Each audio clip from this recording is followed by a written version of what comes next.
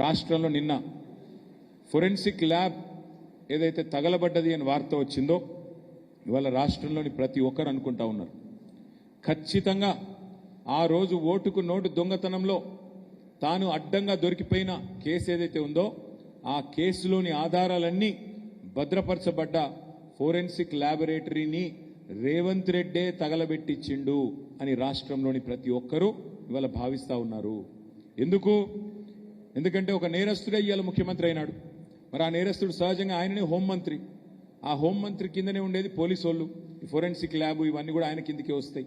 అందుకే ఏం చేసిండు, మరి తానే స్వయంగా కుట్రబన్ని మనందరం మున్సిపల్ ఎన్నికల్లో బిజీగా ఉన్నప్పుడు మరి అక్కడ ఇవాళ ఈ కుట్రకు పాల్పడి మొత్తానికి ఆధారాలన్నీ లేకుండా శాశ్వతంగా ఈ కేసులోంచి బయటపడేందుకు ఒక పన్నాగం బనినట్టుగా మేమందరం కూడా అనుమానిస్తా ఉన్నాం. నిన్న జరిగింది ప్రమాదం కాదు, నిన్న జరిగింది అగ్ని ప్రమాదం కానే కాదు, అనుకోకుండా జరిగింది అంతకంటే కాదు, ప్రకృతి వైపరీత్యం కాదు. ఆ మధ్యకాలంలో అల్లు అర్జున్ గారిది ఒక సినిమా వచ్చింది జులై అని. ఆ సినిమాలో బ్రహ్మానందం గారు ఉంటారు. ఆయన దొంగ పాత్ర. అందులో ఆయనకు ఒక డైలాగ్ ఉంటుంది, ఏమంటే బ్రహ్మానందం గారు అలా దొంగతనం చేస్తాడు కానీ 10 నిమిషాలనే దొరికిపోతాడు.